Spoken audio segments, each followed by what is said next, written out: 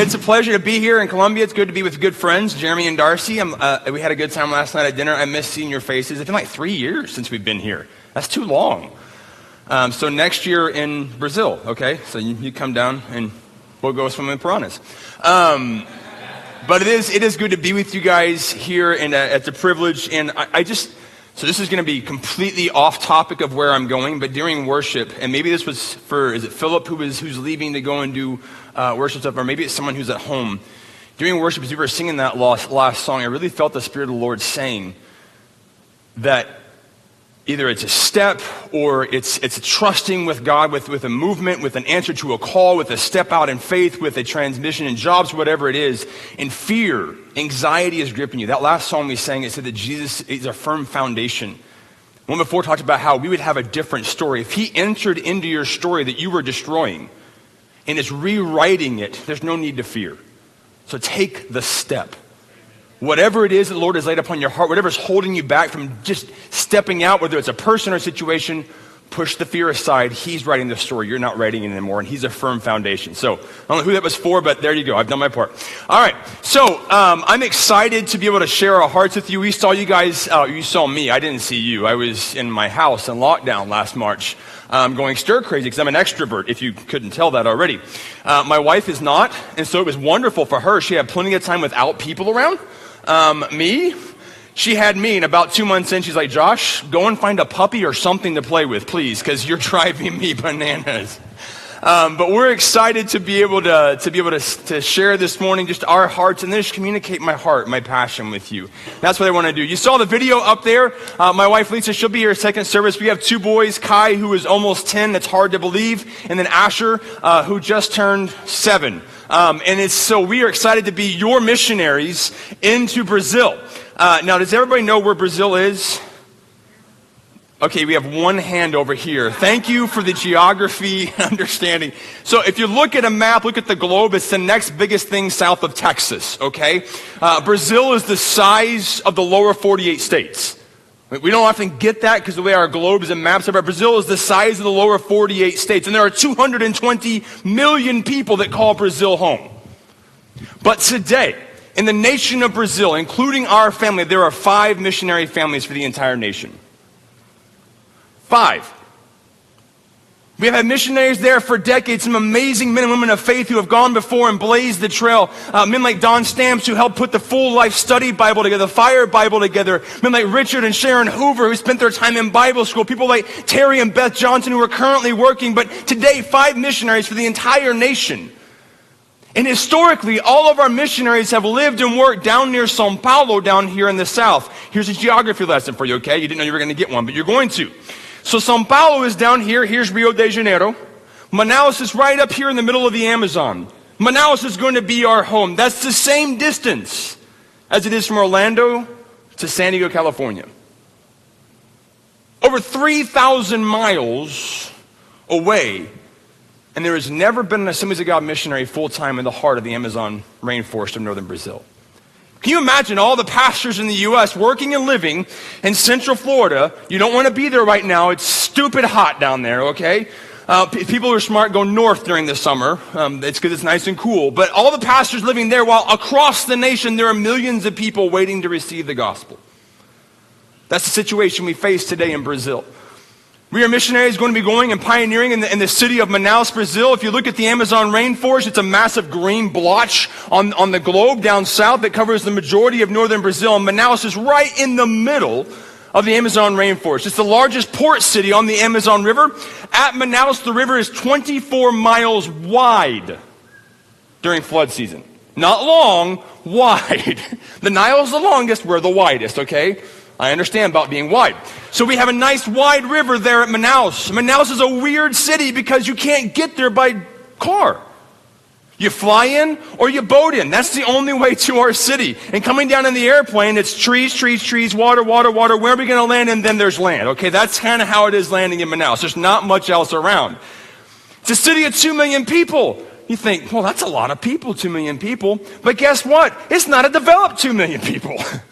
We have some doctors. We have some lawyers. It's a small university. They have a soccer stadium they built for the World Cup back in 2016.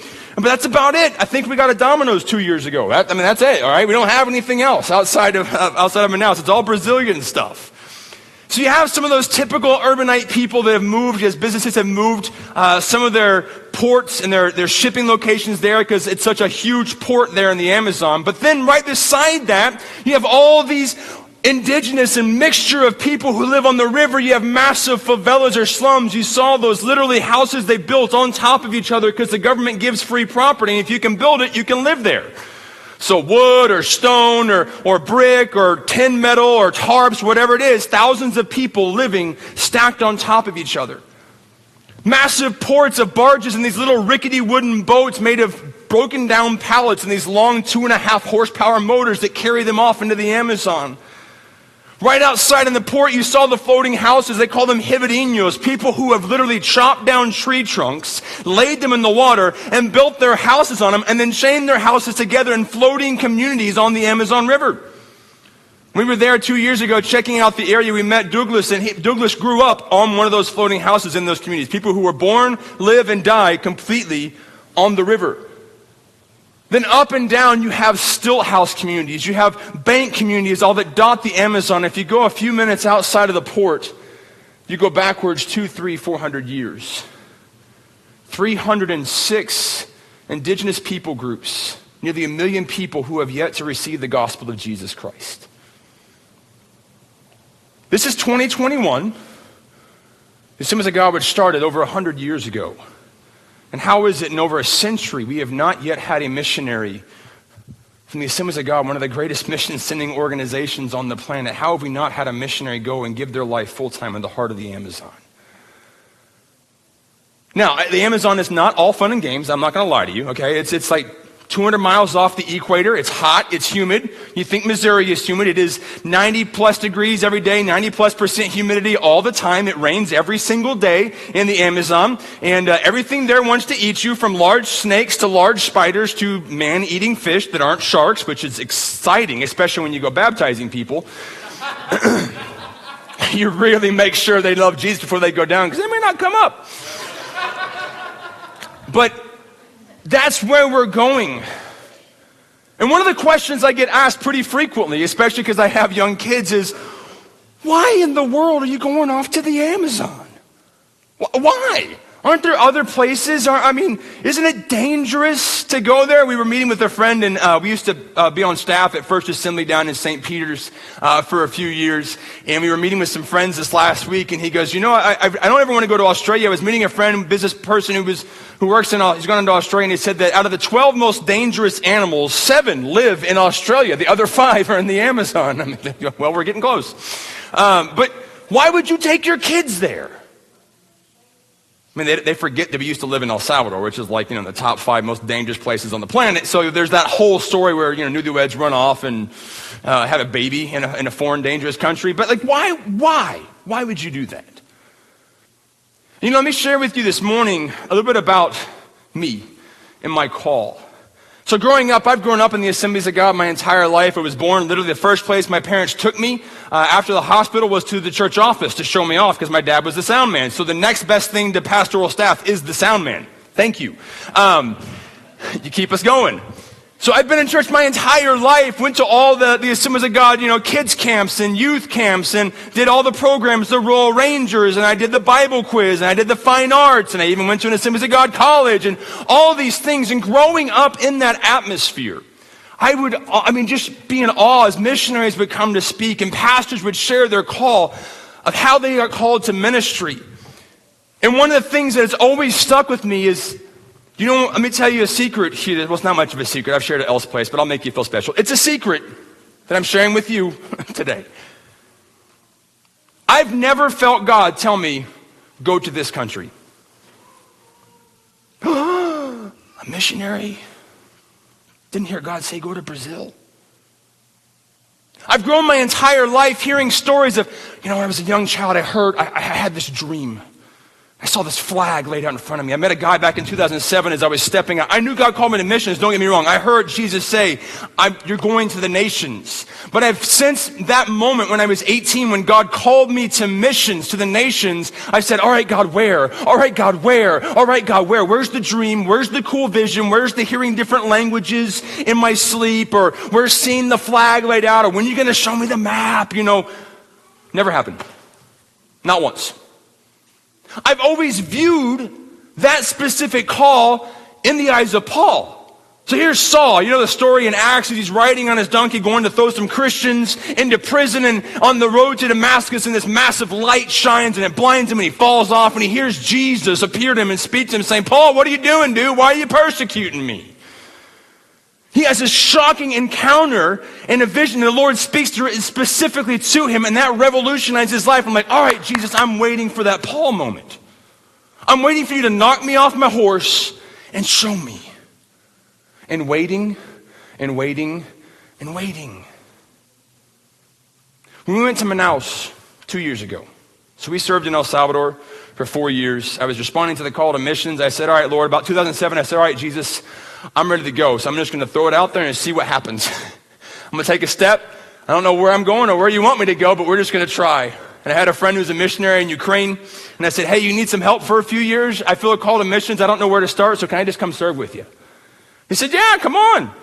It was October 2007. I was heading to Springfield to go and get all trained and taught how to be a missionary in Springfield. And it was on that first day that I saw a cute curly head blonde sitting up front.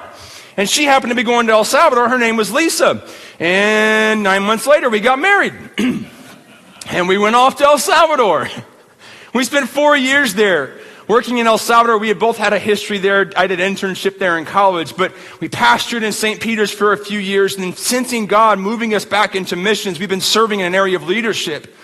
But a few years ago, we felt God stirring us. I said, God, where? What are we going to do? Where do we go now? What's the next step for us? I feel you moving us somewhere, but I don't know. Where would you just speak? So we asked our leadership. We said, if you could have anybody serving in Latin America, where do you need people? And the same place kept coming up. Manaus, Brazil. The Amazon. Manaus, Brazil. And we're like, okay, we'll go check it out. Because my wife, being the loving mother she is, when I was a newlywed, I'll go anywhere. But now I've got 2 babies. So let's go check it out first, okay? Let's really make sure this is Jesus before we haul our kids to the Amazon. So we planned a trip in March of 2019, and we went down. We go to Manaus, we spend about a week there, and we go out on the river, and we spend some time on a boat checking out the interior, checking out the downtown area, driving through this small city that you can cover in about 45 minutes from top to bottom, left to right. I remember the first day we get out, we get there, we get up in the morning at 7:30, the place we were staying, a little Airbnb there outside of the city, had a pool, and the boys are like, can we go swimming? And Lisa goes, it's hot, why not? 7:30, go ahead, hop in the pool. She opens the door and gets smacked in the face with this wave of hot wetness. She looks at me and she goes, Josh, I don't think this is it. But we started to drive around. And we had a day we drove around the city. And as we began to drive, we began to dream. Oh, I can see this working here. Oh, this would be a great spot for this. Oh man, I would love to do this on that boat. It'd be so cool to go out and dance with kids on that floating community and do a program on a floating boat. Wouldn't that be awesome, Jeremy? Let's do it, man, all right? We just began to dream. I never heard a voice. But in that moment of seeing the need and thinking, God, there's nobody here. Why has nobody come here? Why is nobody here living? Why has no one said, why haven't you asked? And it was in that moment in prayer I said, Jesus, you don't need to ask. We're coming. You have to say no. We'll say yes. We'll be the ones. You don't even have to ask me. It was in that moment that I had a revelation about the call of God. It was in that moment that I had a different understanding after 9 years of Bible school and going through all the programs and memorizing books of the Bible for Bible quiz and everything else. And it was then, at 38 years old, standing on the side of the Amazon River, that I had a revelation in my spirit. And for my entire life, I have looked at the call of God like Paul on the road to Damascus. That at some moment, boom, knocks you off your horse, shines a light and says, this is what I've called you, go to Djibouti. You know, like there's that moment.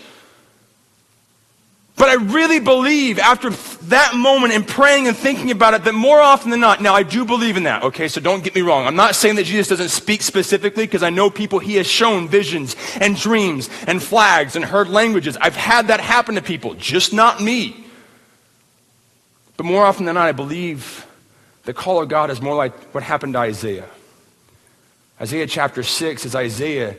After this king has died, the nation's in turmoil, he has this vision. He said, I see the Lord high and lifted up, and the train of his robe fills the temple. And there's these angels flying around declaring his holiness. And at their voice, the doors shake and they tremor and there's smoke. And he realizes how unworthy he is to stand there. And in the midst of his unworthiness, waiting to be fried by the perfection of God, an angel goes and grabs a coal and sears his lips and says, you've been cleansed. And then Isaiah hears a voice saying, who's going to go? Who can I send? And without destination, description, or understanding of what it would entail, Isaiah goes, I'm here. I'll do it. Send me. I think that we confuse the call of God waiting for a Damascus Road experience when honestly, God has already said, who can I send? Who's available? And he's waiting for us to make the next move. Just say, God, here I am. I'm available. I began to think about this and pray about it. And as I'm there in Manaus thinking about it, I'm like, God, you already said, Matthew 28, this is going to be very, very, usual mission scriptures. So I apologize if you've heard them 75 times from other missionaries, okay? But Matthew 28, we know it. Jesus said, therefore go and make disciples of all nations, baptizing them in the Father and the Son and the Holy Spirit. And behold, I am with you always, even to the end of the age. Mark 16:15, go and preach the good news to all people. Acts 1:8, Jesus said the Holy Spirit's going to come upon you, and when he does, you'll receive power to what? To be witnesses in Jerusalem and Judea and Samaria and the ends of the earth. He didn't say, therefore go and wait for a vision, and when it comes, then go to that place and start preaching. The couple of you that are going to be doing this full time, just wait around and I'll show you. No, he wasn't speaking just to the 12. He was speaking to the 120. He was speaking to the masses, all of his followers, saying, all right, this is what I've been doing. Go do it. It was in that moment I realized I've been waiting for something that was already given 2,000 years ago. He was just waiting for me to be available and say, all right, I'm going. Here's a spot. You need somebody? I'm in.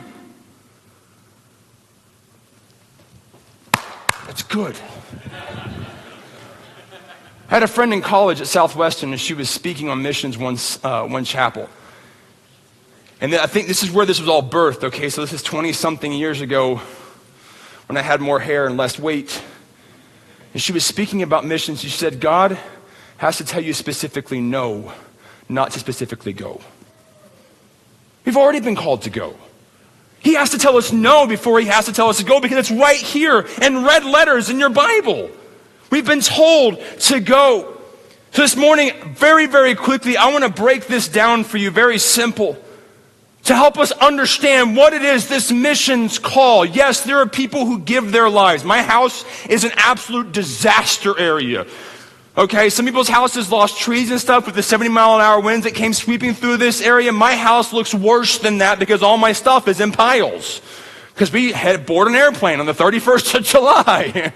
I've got this stuff goes, this stuff hopefully goes one day. This stuff, we're going to try and sell, and that stuff, just whoever wants it can take it. That's my life right now, okay? It's all suitcases and piles.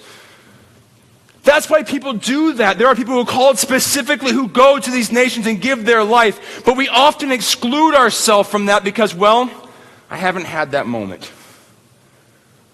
See, the call of God, when Jesus is speaking to his followers and he says, therefore go to all nations, make disciples of all nations, go to preach all people. The call of God is to every person.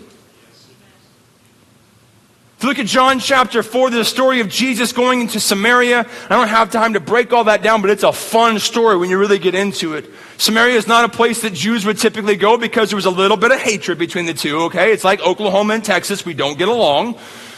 There's some enmity there. There's some frustration there. There's some anger. There's years and years of friction between these two places. In fact, Jews wouldn't walk on Samaritan dirt. They walk over, cross the river, go up, and then cross back over once they pass Samaria, okay? They didn't go through there, but Jesus goes through there. And he comes to a woman at the well who is a Samaritan, woman who is an ethnic outcast to a Jew, to a woman, a man, a rabbi would not speak to. A woman who's living in sin because she's had 5 husbands, been divorced, and now living with a guy who's not her husband. So she's a religious outcast. And he shares life with her. And he ministers to her. Jesus went to every person. He went to the leper, the guy that was kicked out of society because of his skin disease. And he didn't just talk to heal him. What did Jesus do? He touched him. Something that would have made Jesus, the Son of God, unclean in the Jews' eyes. He touches the man to heal him. There was no outcast. There was no person. There was no individual that was outside the mission that he came to serve. Every single person, whether there's hair on their head or not, if they're breathing, if they are called, and they are a Homo sapiens, they are part of the mission of God. There is nobody outside. There is nobody too far gone. There is nobody that hates you enough that doesn't deserve the love of God through you. It's easy to label people enemy as a nation. Because of what they've done to our nation, done to our people, done to our way of life. But as a believer, as a follower of Jesus Christ, those things don't apply because every single person is worthy of receiving the gospel through us. People like Andres. When we served in El Salvador, Jeremy, I don't know if you guys have been here or not, but there's a little community called Mexicanos in San Salvador. Mexicanos is not a safe place. It's right in the heart of gang territory. I mean, I'm 6'7" and Irish. I stick out everywhere. Will, you understand being tall. You got it. I mean, we stick out, right? I mean, we're tall people. We stand out everywhere. Especially in El Salvador where they're all this tall. We're in this neighborhood, a gang-controlled neighborhood, very, very dangerous. The next week after we were there, the gang members took machine guns and mowed down a bus because it refused to pay the extortion payments. That's the kind of neighborhood we were in. We're doing ministry, we're sharing the gospel, dancing, having fun with kids, and afterwards this little 9-year-old boy walks up to Lisa and I.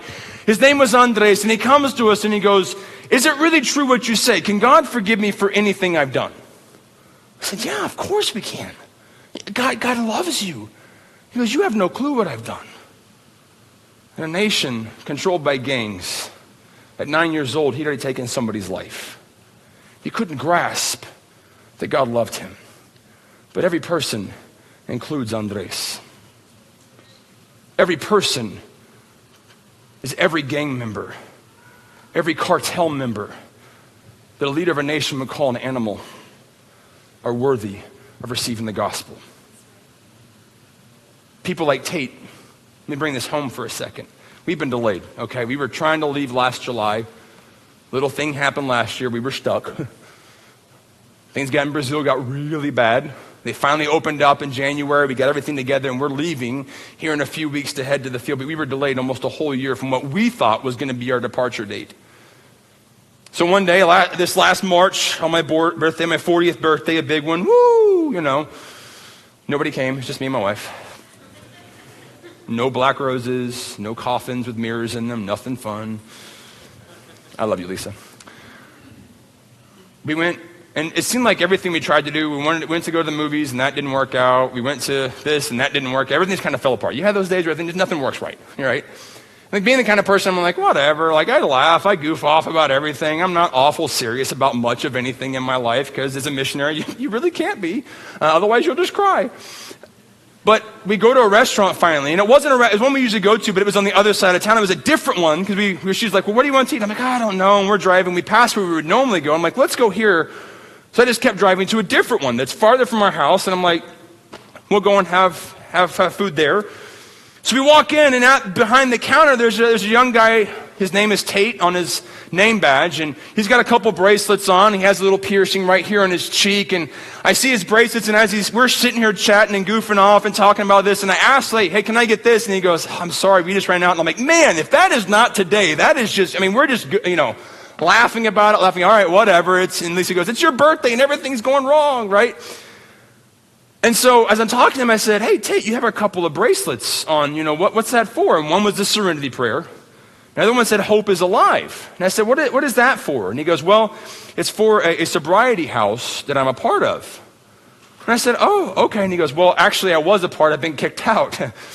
I have to wait 3 days and do a urinary analysis and let me back in. I just went on an all-night bender last night. Now, mind you, I'm standing people behind me, and here's this heroin addict sharing with me. He just came off a bender, okay? And he starts telling me that my life, he's like, I didn't even want to come into work today. I didn't know if I was going to come in or if I was just going to go get more and just kill myself with heroin. But I decided to come in this morning for some reason. I'm just trying to get through my day. I said, Tate, do you have a break coming up? I said, yeah, I can take some time. I said, all right, come and sit at the table. I want to talk to you. From that moment, Tate and I have been meeting every single Monday. Tate's back in the house. Still not a Christian. But every Monday, he's reading scripture. He's reading a book of the Bible a week. We're talking about it. The whole making disciples is a messy process. But if I wasn't looking for every person, I'd have missed Tate. Guy who's coming off an all-night heroin binge, who's wrestling with life and knows that his life is wavering on a razor-thin edge. He can go back to a hotel tonight, do it, and he goes, I know if I get more, I'm going to kill myself. I have nothing to live for. There has to be something better. And gradually, he's coming to the point. He even told me a couple of weeks ago, he goes, man, Josh, I believe in God. I'm having a hard time with Jesus as the Son of God. He said, but this morning I prayed to Jesus. Not to God, but to Jesus. So we're getting there. So keep praying for Tate. But every Tate is worthy of the gospel.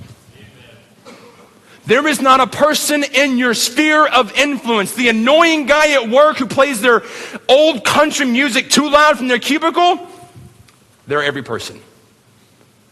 The strung out homeless guy on the street that you don't want to give money to because you think he's just going to go spend it on alcohol, every person.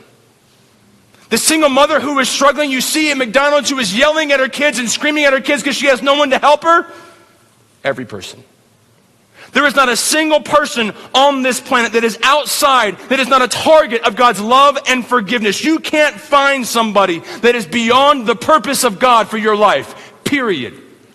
I don't care what position you have, what role you have in life, or what you do for a living. Every person in your life is worthy of the gospel of Jesus Christ, and that is our purpose in living.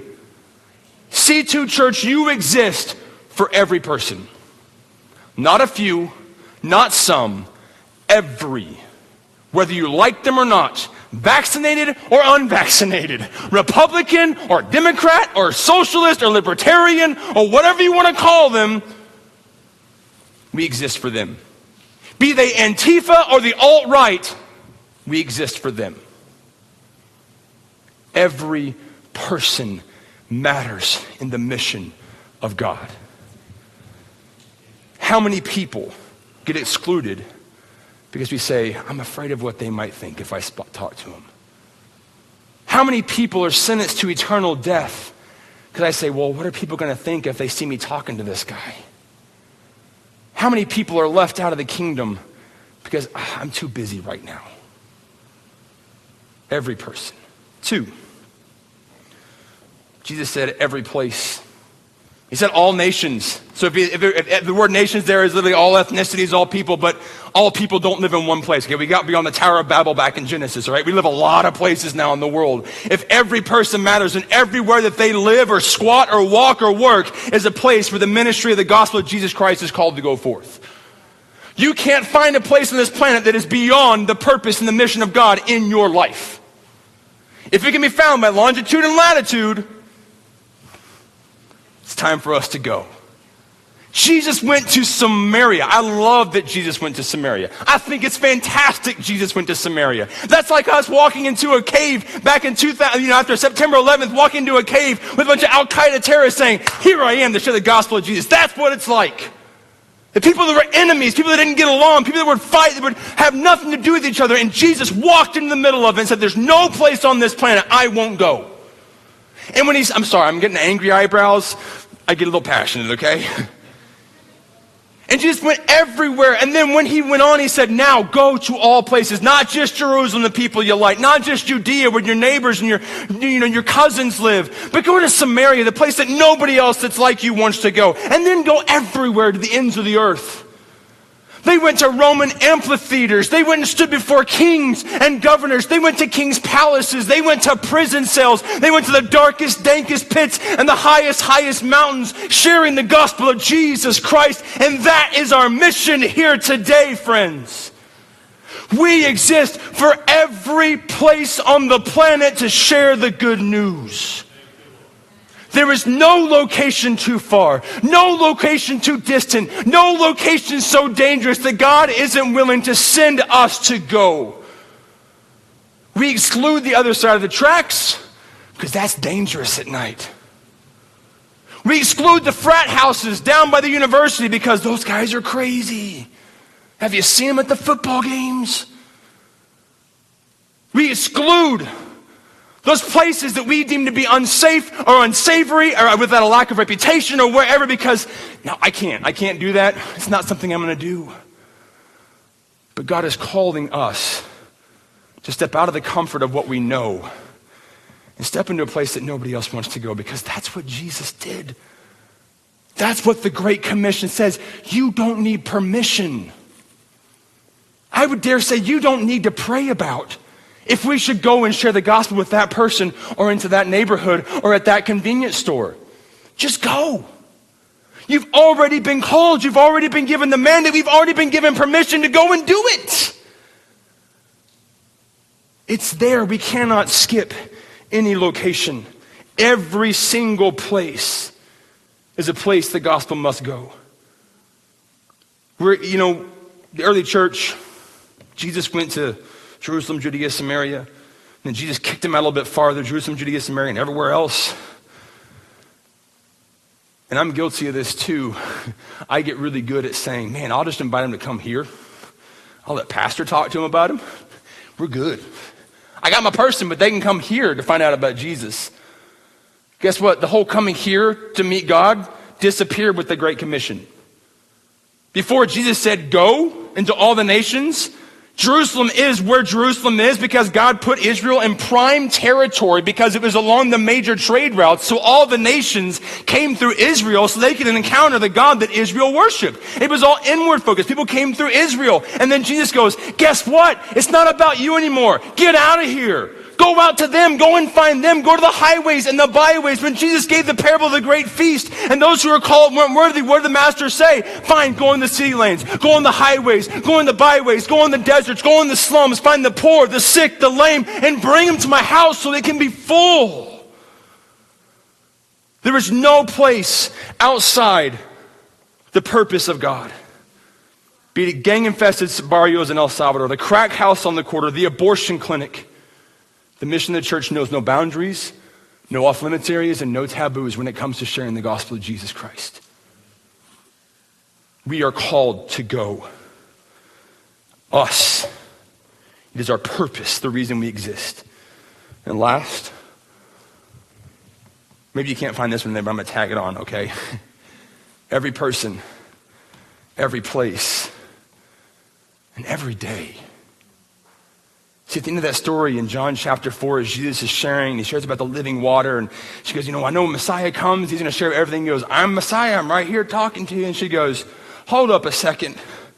Then she runs off into the city, and she starts telling everybody there in the city, guys, you got to come out and meet this guy. He told me everything I ever did. Could this be the one we're waiting for? The disciples come back, and they go, hey, Jesus, are you hungry? There's a Sonic right down the road. We need to get some food. And he goes, guys, you're misunderstanding. This is my food. And he goes, guys, lift up your eyes and look. Don't you say 4 months more and then the harvest?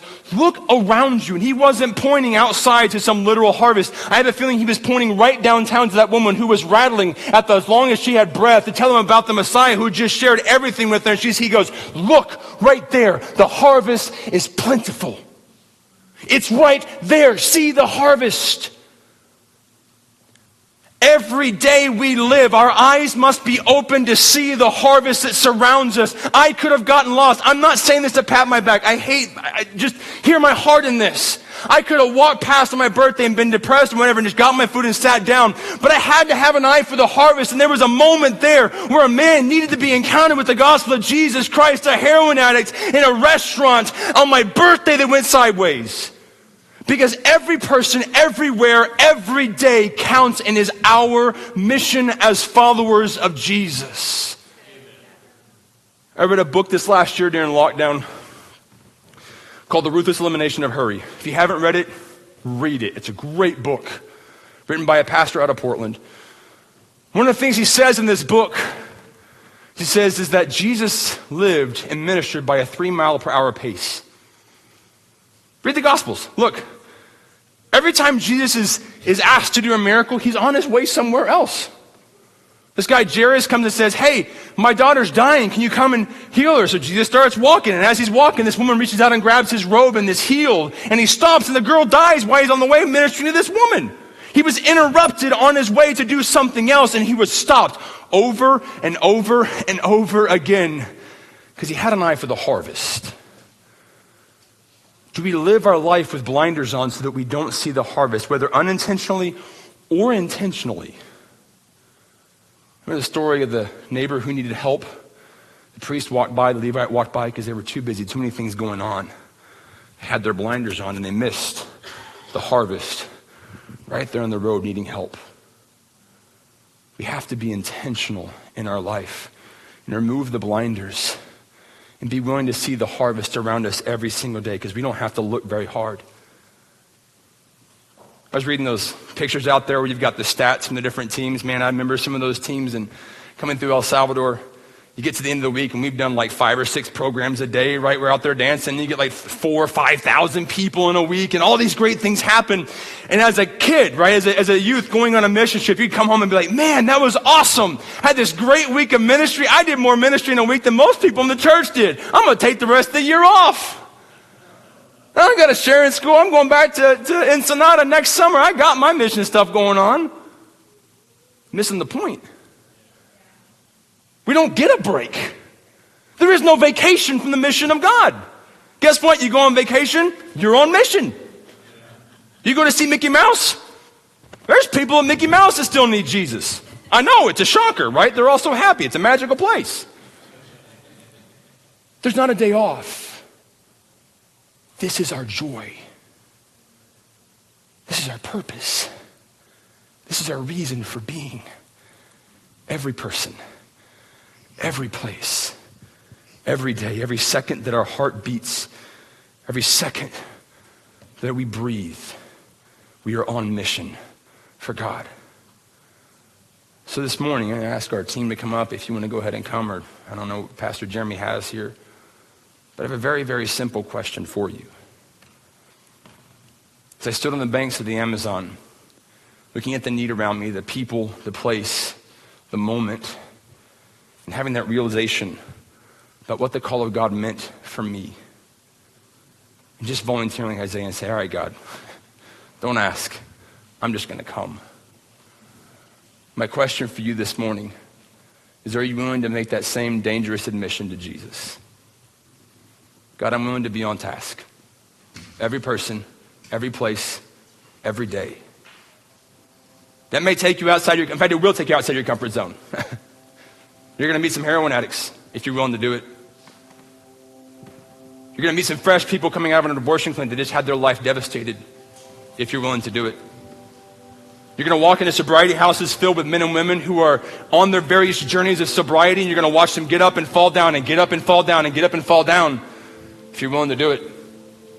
Some of you may leave homes, leave jobs, leave families, leave cities, leave states, and leave nations if you're willing to do it. My only ask this morning is, are you willing? Are you willing, like Isaiah, to, without understanding of the where, the what, and the when, just say, Jesus, I'm in. You don't have to ask.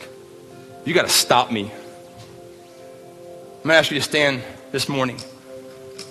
I'm going to pray for you, and I'm going to turn things back over to Pastor Jeremy. And this is between you and the Lord. If you're watching at home, this is between you and the Lord. I don't need to see hands, because God sees our hearts. If that's you this morning, as I pray, would you just make that a mission to the Holy Spirit? Holy Spirit, I don't need to know the what or the where or the who, but this morning I'm in. I'm in. You see, the thing about every single day is our planet, 150,000 people die every single day, 365 days a year. And by statistics, only 1/3 of our planet claims to be a follower of Jesus. That means every single day, 100,000 people pass into an eternity without Jesus Christ. We don't have time to take a day off. Because that day, walking into that restaurant with Tate could have been the day that he passed into eternity. And if I skipped it, that day would have meant eternity in hell for him. Jesus, this morning, God, we come before you and we lay our lives at your feet, Jesus, and we say, God, here we are. God, we don't need to know the what. We don't need to know the where. We don't need the specifics. We don't need a job description. We don't need to know how you're going to take care of the finances. We don't need to know how you're going to get us there or where we're going to live or what we're going to do. But God, this morning we lay our lives at your feet. Jesus, I, Josh Sears, your son, this morning I recommit myself, God. Whatever you want, it is here for you, Jesus. My story is different because I would be dead today if it weren't for you interrupting my story. If you hadn't stepped into my life, God, I would be in the grave, separated from you. God, today we commit ourselves because you've changed our story. We are now yours. We belong to you, and you are the one writing our destiny and our future, God. So we place it in your hands, and we say, Jesus, here am I. Send me. Send me to the slums, send me to the crack house, send me to the sobriety house, send me to the stadium, the university, God, to the Walmart, to the Target, wherever you want, God. Send me. And God, I pray for the divine courage and power of the Holy Spirit that when you move, God, we step out. Thank you for the privilege of knowing you. And thank you for the privilege of being on mission for you, Jesus. In your name, Christ.